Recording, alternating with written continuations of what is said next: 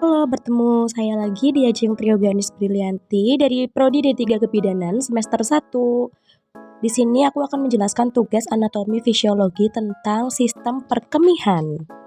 Jadi, sistem pengertian atau sistem urinaria adalah suatu sistem tubuh tempat terjadinya proses filtrasi atau penyaringan darah sehingga darah terbebas dari zat-zat yang tidak digunakan lagi oleh tubuh.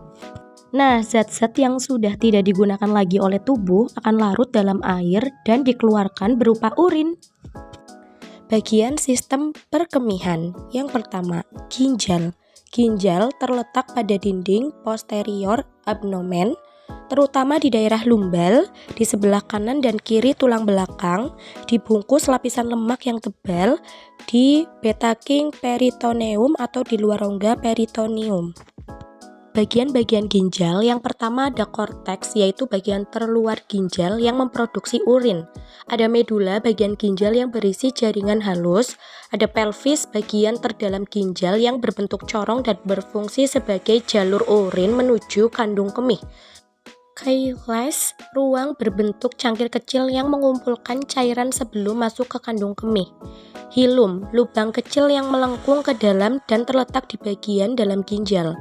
Arteri ginjal membawa darah kaya oksigen dari jantung ke ginjal untuk disaring. Vena ginjal membawa darah yang sudah disaring oleh ginjal kembali ke jantung. Ureter, tabung otot yang mendorong urin ke dalam kandung kemih. Nephron, bagian penting ginjal yang mengambil nutrisi di dalam darah dan mengeluarkan limbah serta racun. Renal corpuscle, bagian ginjal yang terdiri dari glomerulus dan kapsul Bowman.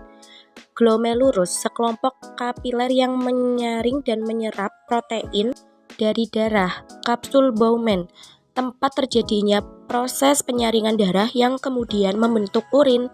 Tubulus renalis, serangkaian tabung yang menyerap kembali air, glukosa, dan elektrolit di dalam tubuh.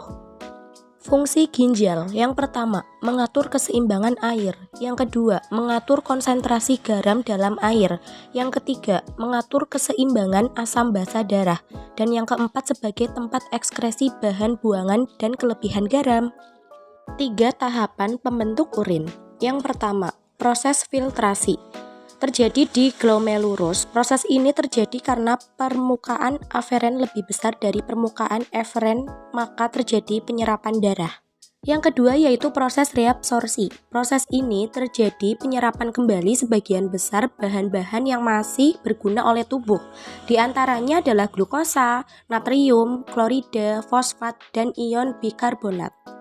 Yang terakhir proses sekresi, yaitu sisanya penyerapan urin kembali yang terjadi pada tubulus dan diteruskan ke pial ginjal, selanjutnya diteruskan ke ureter masuk ke vesika urinaria.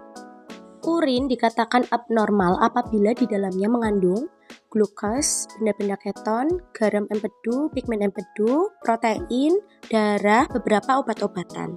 Yang kedua, ada bagian ureter, terdiri dari 2 saluran pipa masing-masing bersambung dari ginjal ke vesika urinaria. Lapisan dinding ureter terdiri dari 3, yaitu yang pertama dinding luar jaringan ikat atau jaringan fibrosa. Yang kedua lapisan tengah, lapisan otot polos. Dan yang ketiga lapisan sebelah dalam, yaitu lapisan mukosa. Untuk ureter pria dan wanita, itu beda tempat atau posisinya. Yang ketiga yaitu ada kandung kemih atau vesika urinaria, berfungsi sebagai penampung urin dan dapat mengembang dan mengempis seperti balon karet.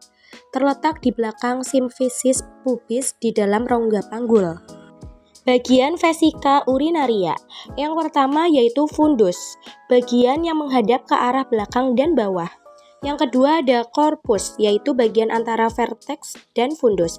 Dan yang ketiga ada vertex, bagian yang mancung ke arah muka dan berhubungan dengan ligamentus vesica umbilicalis. Selanjutnya ada dinding kandung kemih. Yang pertama lapisan sebelah luar atau peritoneum. Yang kedua ada tunica muscularis atau lapisan otot. Yang ketiga ada tunica submucosa dan lapisan mukosa, yaitu lapisan bagian dalam. Bagian yang keempat yaitu uretra. Uretra merupakan sebuah saluran yang berjalan dari leher kandung kemih ke lubang luar. Uretra pada pria berjalan berkelok-kelok melalui tengah-tengah prostat kemudian menembus lapisan fibrosa yang menembus tulang pubis ke bagian penis, panjangnya kurang lebih 20 cm. Kalau untuk uretra wanita, terletak di belakang simfisis pubis, berjalan miring sedikit ke arah atas, panjangnya kurang lebih 3-4 cm. Bagian terakhir pada sistem perkemihan yaitu urin. Ciri-ciri urin yang normal, jumlahnya rata-rata 1-2 liter sehari. Warnanya bening orange pucat tanpa endapan, tetapi ada kalanya jenjot lendir tipis, tampak terapung di dalamnya. Baunya tajam, reaksinya sedikit asam terhadap lakmus dengan pH rata-rata 6. Berat jenis berkisar dari 1010 sampai 1025. Komposisi urin normal. Urin yang normal itu terdiri dari air 96% dan benda padat 4%. 4%-nya terdiri dari urea 2% dan produk metabolik lain 2%. Gangguan-gangguan sistem perkemihan. Yang pertama, sistitis adalah inflamasi kandungan kemih yang paling sering disebabkan oleh penyebaran infeksi dari uretra. Hal ini dapat disebabkan oleh aliran balik urin dari uretra ke dalam kandung kemih, kontaminasi fekal, pemakaian kateter, atau sistoskop. Gangguan yang kedua ada pyelonefritis, yaitu peradangan jaringan ginjal dan pelvis ginjal.